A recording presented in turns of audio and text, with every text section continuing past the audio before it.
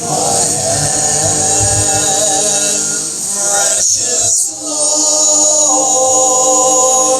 lead me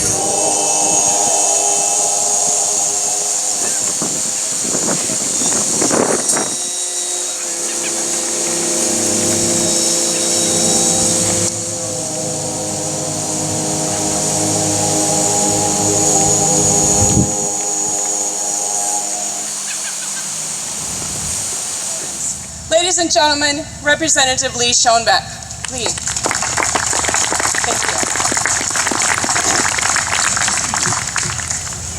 Thank you.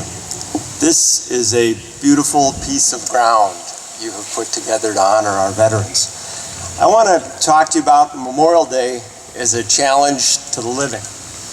Four-star General Colin Powell appeared at a large conference in England where the Archbishop of Canterbury challenged him that wasn't the Iraq War just another example of America empire building.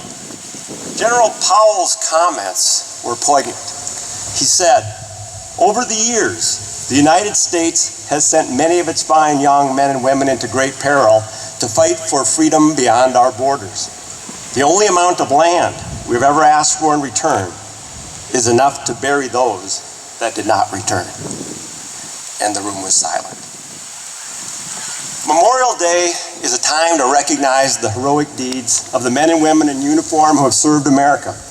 But its greater challenge is to call us to carry on the fight for freedom they died for which so many have been left on General Powell's little piece of ground in foreign lands. Memorial Day is to commemorate our veterans who are no longer with us. I don't take that obligation lightly. But Memorial Day must also be a time for our appreciation for why our soldiers served and died. The Memorial Day message I hope to impress upon you here today is that Memorial Day is a challenge to the living, a time to remember the rights and obligations we possess as a result of the sacrifices made by so many of our veterans living and dead. They fought for principles like freedom of worship, freedom of the press, human dignity, the right to life and liberty. It'd be a sad commentary on the value of the lives of our war dead if we paid mere lip service to the principles of freedom for which they fought and died.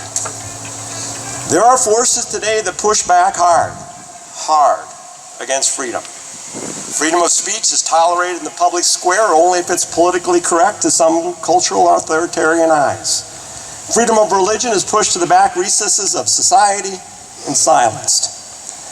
You, and I do mean you, not your neighbor, not some other stranger, you have to work to protect freedom in America every day.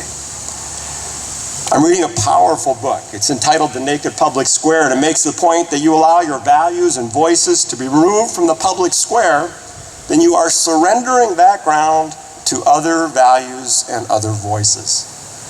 Don't do it. Honor freedom by speaking loud and proud in its defense. The world isn't any better if we don't do something about ensuring and protecting freedom. We must remember that every right has its concomitant duty.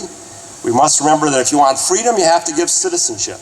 It means each of us has an obligation to register, to vote, and take an interest in the operation of our government. Let me close with these words from President Ronald Reagan.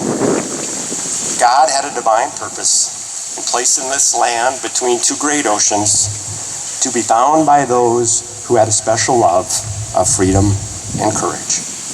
God bless you. God bless those who have served our country. And God bless America. Thank you. In the beauty of the lilies, Christ was born.